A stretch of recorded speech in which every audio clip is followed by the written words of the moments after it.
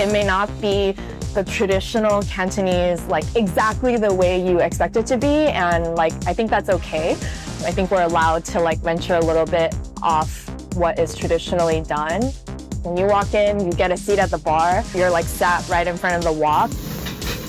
You can hear the kitchen and the music's blaring. It's all Cantonese 90s pop music. The playlist actually came first above all else. And that's why we named it Four Kings, the four kings of Cantopop from the 90s. Andy Lau, Leon Lai, Jackie Chung, and Aaron Kwok. For the special today, we did bring the peel and eat shrimp. We have 8 crabs, and for squabs, we're gonna have 27 squabs. 28 squabs, sorry.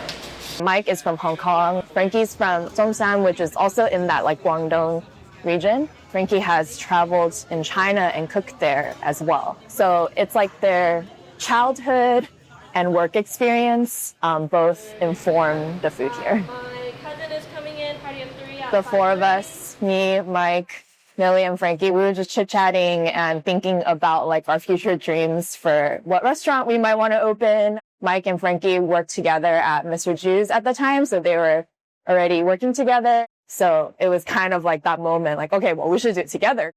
2 couples partnering together, like I would be like, hell no, right? Like that sounds like a nightmare. It's been surprisingly good. Like 4 different personalities all working together. And the main thing is like, I don't think any of us have an ego. Like, you know, they don't even want to be on camera. They just want to build like their dream. The menu is very heavily inspired by like Cantonese Tang food and Dai Padong food, which is like very wok-centric, bold flavors and just like heavy seasoning. And it's meant to be paired with drinks, which is where the izakaya concept comes in. There's like French influence or Italian influence, some Japanese influence, kind of like little hints of inspiration you can see from other cuisines, but the central cuisine is Cantonese. So the scallop vermicelli, there's garlic and a ton of butter over a bed of vermicelli noodles. The XO escargot, XO butter piped into each snail shell, and it's also served with a side of our house-made milk bread. Mapo spaghetti was like something that Franky made for a family meal at Mr. Ju's. If you've ever had mapo tofu, the main like lingering ingredient is the Sichuan peppercorn that gives it that numbing spice. This like gravy-esque sauce almost, that's the mapo sauce, incorporated well into the noodles. Well, I have to mention the squab. We make a limited number every day due to space and capacity. And that one takes a week to prepare. Deep fried to order. It's prepared medium, so the inside's a little bit pink. So you eat it with your hands, super messy, crispy, and yeah, really delicious. People are in like a Chinese time of their life, right? Like that's the current trend. So you know what? Like let this trend keep going.